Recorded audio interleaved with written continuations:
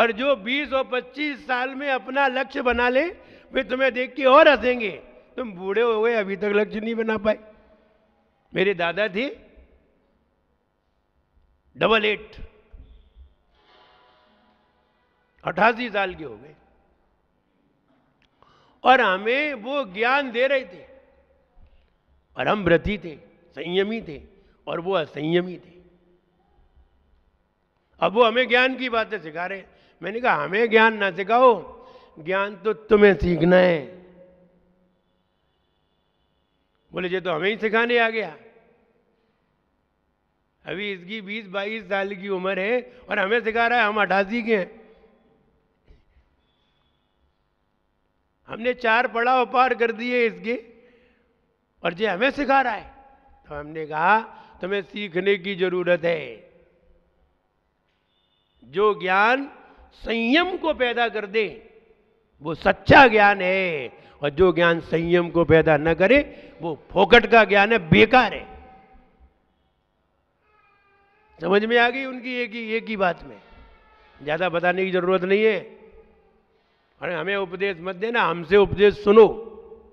तो कहने का मतलब है हम दादा हुए, 60 साल के हुए, फिर भी हम ये लक्ष्य नहीं समझ पाए कि लक्ष्य क्या होना चाहिए। और अगर ज्ञान प्राप्त करने का लक्ष्य है, नान्नम नरस्स सारो, कुंद कुंद भगवान, नान्नम नरस्स सारो, नर जीवन का अगर लक्ष्य होना चाहिए वो ज्ञान होना चाहिए। सारो भी नरस्त वही सम्मतम, और उसमें भी सम्यक दर्शन होना चाहिए। ये लक्ष्य है, और ये प्राप्त करने का तुम्हारा भाव नहीं बना और दुनिया भर की चीजें इकट्ठी कर ली, क्या होगा इससे? ये सब बेकार लगने लगेंगी। जैसे ही 50 और 60 पे आओगे, कमाना बेकार लगने लगेगा, दुकान पे बैठना बेकार लगने लगेगा, घर बेकार लगने लगेगा। 70 के होगे तो खांस खांस के भीतर जाना पड़ेगा। घर में घुसोगे ना, जबरदस्ती खांस रहे हैं, अब खांसना पड़ेगा। क्यों? को बहुएं बैठी हो भी ढंग से बैठ जाएं। समझो क्या क्या स्थिति बनेगी। और अगर लक्ष्य सही बनाओगे तो बिल्कुल सही ढंग से चलोगे। लोग, बच्चे भी कहेंगे कि तुमने सही सोचा, नाती भी कहेंगे कि तुमने सही सोचा, पड़ोसी भी कहेंगे तुमने सही सोचा, तुम्हारे मित्र भी कहेंगे तुमने सही सोचा। हो सकता है तुम्हें देख करके तुम्हारा मित्र भी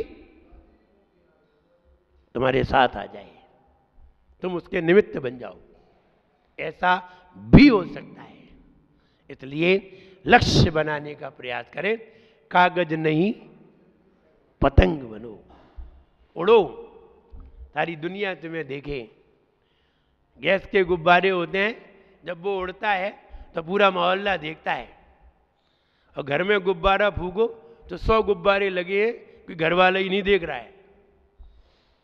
यही अंतर है, उड़ने वाले गुब्बारे को सारी दुनिया देखती है, और घर में पड़े हुए गुब्बारे को सिर्फ हम ही देख पाते हैं। इसलिए घर में न पड़े रहो, निकलो, बाहर बहुत आनंद है। खाने वाले कॉलेज में नहीं, आनंद वाले कॉलेज में जाइए, ज्ञान वाले कॉलेज में जाइए, संयम वाले कॉलेज में जाइए। वो भी तो एक कॉलेज है। ऐसी यूनिवर्सिटी में प्रवेश करिए जहाँ संयम की प्राप्ति होती है, जहाँ ज्ञान की प्राप्ति होती है, जहाँ दाखिला नहीं लेते और डिग्रियां मिलती हैं। हमारे गुरुदेव ने डॉक्टरेट उपाधि नहीं ली, कॉलेज में पीएचडी नहीं की, लेकिन डॉक्टरेट उपाधि मिल गई। हम कॉलेज वाली पढ़ाई वाले नहीं है, लोग हमसे पढ़ते हैं, तो अपने आप डॉक्टरेट उपाधि उन्हें मिल गई, मानद उपाधि। लोग पढ़ करके 5 साल में लेते हैं, उन्होंने 1 साल में ही लिख करके ले ली। तो कहने का मतलब ये है कि हम जीवन के आनंद की पढ़ाई पढ़ें। संसार की पढ़ाई पढ़ते पढ़ते जिंदगी गुजर गई, कुछ नहीं मिला, वही राग द्वेष, वही कषाय, वही मोह, वही संसार के दुख, सवेरे से लेके शाम तक आपाधापी, सवेरे से लेके शाम तक चिंता ही चिंताएं। अब निश्चिंत होने का प्रयास करें। अब तुम्हारे दिन चिंता करने के नहीं है। बच्चों से पूछ के देखना, जिनकी 60 साल की उम्र हो गई, तुम बच्चों से पूछना बेटा हम चले जाएं, फिर देखना रात को वो क्या चर्चा करते हैं चुपचाप, वो सुनो। और लगे कि हाँ बेटा चाहते हैं कि हमें जाना चाहिए, तो फिर निकल जाना चाहिए, नहीं रहना चाहिए वहां। वो नहीं चाहते हैं कि तुम मेरे पास रहो, लेकिन वो लोक लाज बस तुमसे कहते भी नहीं है। तुम जरा कह के तो देखो, वो कहेंगे हाँ बिल्कुल जाइए। वो कहते हैं कि जाओ तो चले जाओ, और हम कहते हैं कि आ जाओ। तो जो तुम्हें बुलाए वहां जाना चाहिए, और जो तुम्हें भिजवाए वहां से निकल जाना चाहिए। समझदारी का काम करना चाहिए। लक्ष्य सही बनाए, सही लक्ष्य बनाए, आप खुश रहेंगे, आनंदित रहेंगे। लेकिन सही लक्ष्य नहीं बनाए और आप बीच में ही आप मरण कर जाएं, तो आपको बहुत दुख होगा, संक्लेशता होगी, फिर संसार में भ्रमण होगा और लक्ष्य प्राप्त होगा। शांति से मरण करोगे तो समाधि होगी, समाधि से मरण करोगे तो बोधि की प्राप्ति होगी, बोधि की प्राप्ति होगी तो केवल ज्ञान प्राप्त होगा, केवल ज्ञान प्राप्त होगा तो मोक्ष की प्राप्ति होगी। और अगर ये अच्छी तरह शांति से मरने का मन नहीं हुआ तो फिर घर में ही मरोगे। और घर में कोई शांति से मरते नहीं है, मरने भी नहीं देते, और घर वाले ही कभी कभी मार देते हैं। जब यमराज ने ये कहा हम तुम्हें लेने आए, उसने ये कहा कि भगवान मुझे ऐसा वरदान दो कि यमराज अगर हमें लेने के लिए आए तो हमें आंखों से दिखाई दे, और वो मुझे तभी ले जाए जब मेरा सिर उसकी ओर हो। जिधर यमराज खड़ा हो उधर मेरा सिर हो, तभी हमें ले जाए, पैर की तरफ से हमें लेकर के ना जाए। ऐसा उसने वरदान मांगा और भगवान ने उसे वरदान दे दिया। अब उसने आप देखते यमराज हमें कैसे मारता है। पहली बात तो हमें दिखेगा, और दिखेगा तो जैसे ही मेरी सिर की तरफ आएगा मैं घूम जाऊंगा। देखते हमें कैसे मारता है।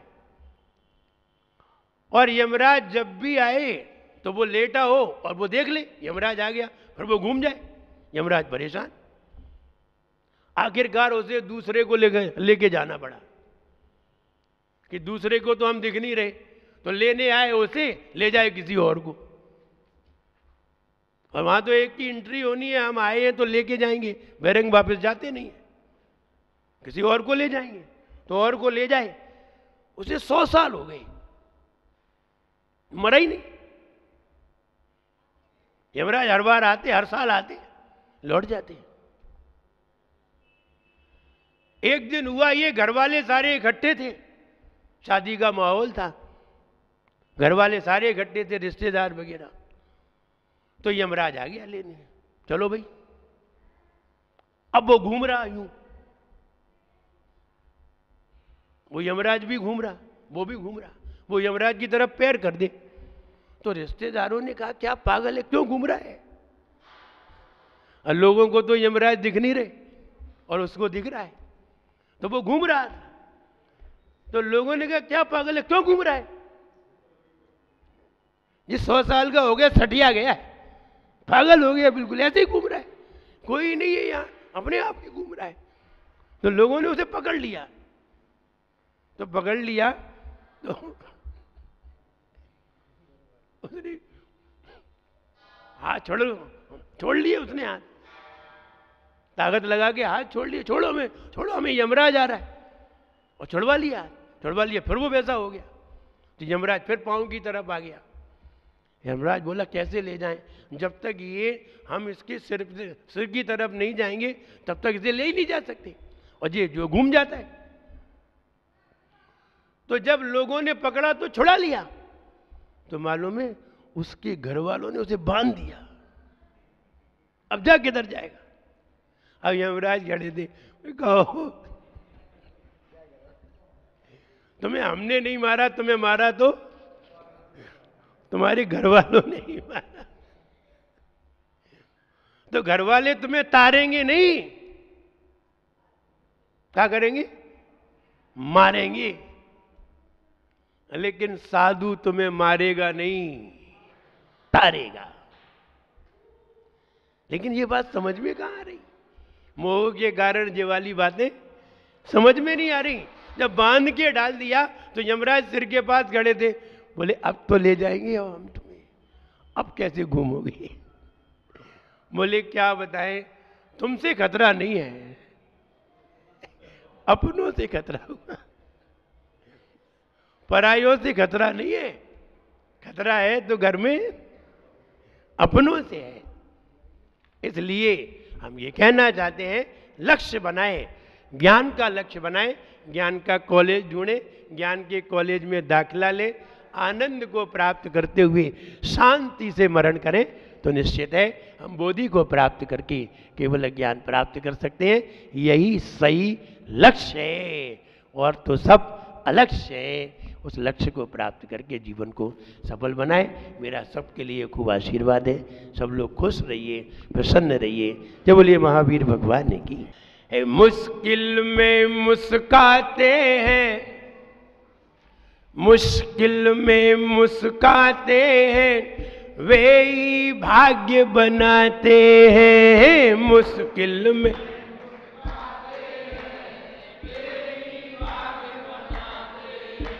मुश्किल में मुस्काते हैं, वे ही भाग्य बनाते हैं। मुश्किल में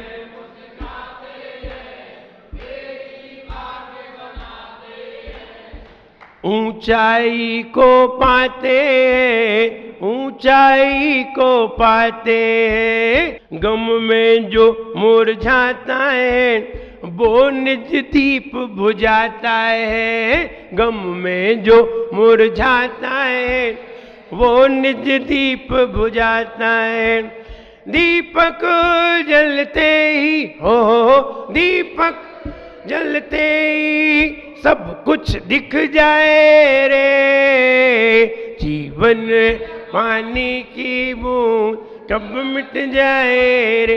होंगी अनहोंगी हो, होंगी अनहोंगी कब क्या घट जाए रे।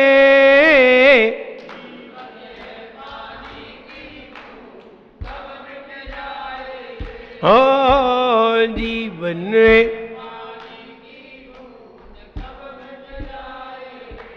मुश्किल में मुस्काते हैं, वे ही भाग्य बनाते हैं। मुश्किल में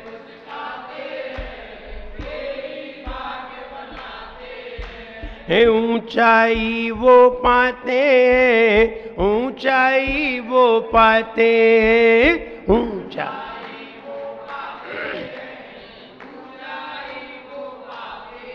हमें बहुत सारी चीजें प्राप्ति हुई हैं, लेकिन बहुत सारी चीजों में कोई चीजें ऐसी हैं, कोई चीज ऐसी है जो निरंतर क्रिएटिव रहती है। कई चीजें ऐसी हैं जो हमेशा क्रिएटिव नहीं रहती, जैसे कि आंख। आंख हमेशा क्रिएटिव नहीं रहती। जब हम सो जाते हैं आंख बंद हो जाती है। कान हमेशा क्रिएटिव नहीं रहते, हम सो जाते हैं कान बंद हो जाते हैं। शरीर हमेशा क्रिएटिव नहीं रहता, हम बेहोश पड़े होते हैं, हम सोते हैं, शरीर भी शून्य हो जाता है। मुंह भी हमेशा चालू नहीं रहता। बताइए क्या चीज है जो हमेशा चालू रहती है? मन है जो हमेशा चालू रहता है। रात्रि हो तो भी चालू रहता है, दिन है तो भी चालू रहता है। अंतर इतना है, जब दिन होता है हम क्रिएटिव होते हैं, तब हमारा आगे का दिमाग सक्रिय रहता है, और जब हम सो जाते हैं तो हमारा पीछे का दिमाग सक्रिय रहता है। क्या सभी के पास दो दिमाग हैं? हाँ, सभी के पास दो दिमाग हैं, दो मन है, एक द्रव्य मन और एक नहीं नहीं, यहां द्रव्य मन भाव मन की बात नहीं है, यहां creative and back mind, creative mind and back mind. जब हम कोई कार्य करते हैं तब हमारा ये वाला मन सक्रिय होता है।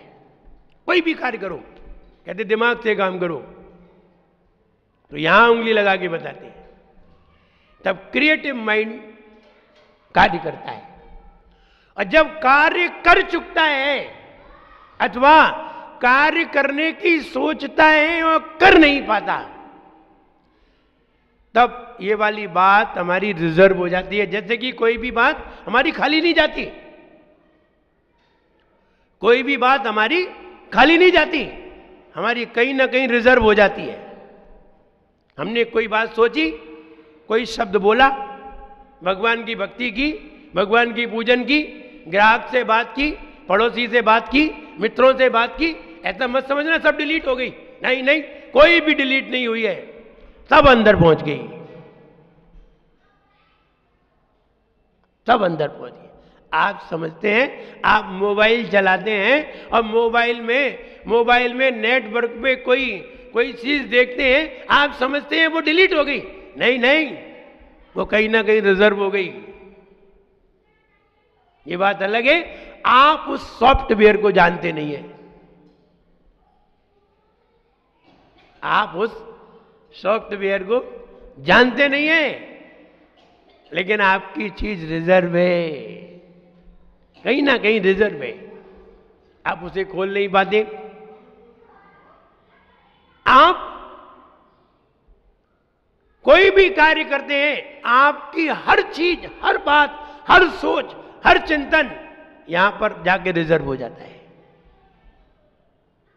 अब देखिए वो कैसे चालू होता है, जब हम सो जाते हैं। अब सो जाते हैं तो हमारी क्रिएटिविटी खत्म हो गई,